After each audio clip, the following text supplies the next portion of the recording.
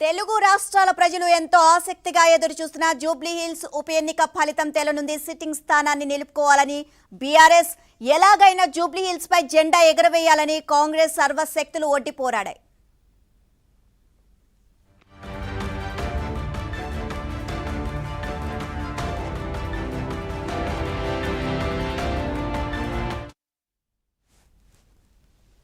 ఉప ఎన్నికల్లో 1,94,632 ఓట్లు పోలయ్యాయి. వీటిని 10 రౌండ్లుగా 42 టేబుళ్లపై లెక్కింపు జరపనున్నారు.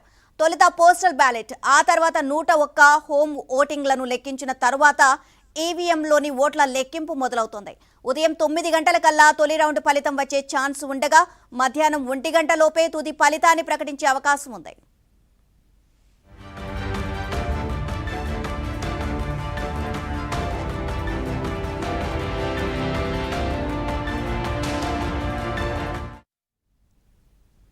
ఉదయం 8 గంటలకు ప్రారంభమయ్యే ఓట్ల లెక్కింపు కార్యక్రమాన్ని మొత్తం 10 రౌండ్లుగా కొనసాగించనున్నారు. ఒక్కో రౌండ్ వారీగా ఫలితాలను వెల్లడించనున్నారు. ఎన్నికల బరిలో 58 అభ్యర్థులతో పాటు నోటాకు పోలైన ఓట్ల సంఖ్యను అధికారులు వెల్లడించనున్నారు.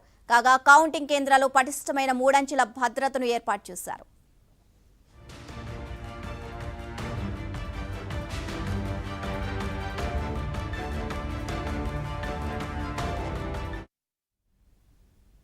సాధారణంగా ఎక్కడైనా ఉప ఎన్నికల్లో భారీగా పోలింగ్ శాతం నమోదు అవుతూ ఉంటుంది. కానీ జూబ్లీ హిల్స్ లో మాత్రం 1% ఓటింగ్ పెరగడంతో గెలుపు ఎవరిది వరిస్తుంది అనేది ఇంకా తెలియని పరిస్థితి. తామే గెలుస్తామంటూ కాంగ్రెస్ పార్టీ, కాదు తామే గెలుస్తామంటూ బీఆర్ఎస్ పార్టీ ధీమా వ్యక్తం చేస్తున్నాయి.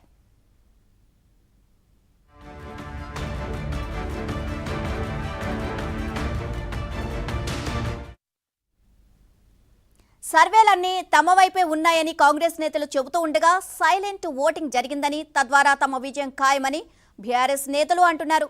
మొత్తంగా శుక్రవారం మధ్యాహ్నం తుది ఫలితం వెల్లడయ్యే వరకు ఉత్కంఠ తప్పని పరిస్థితి.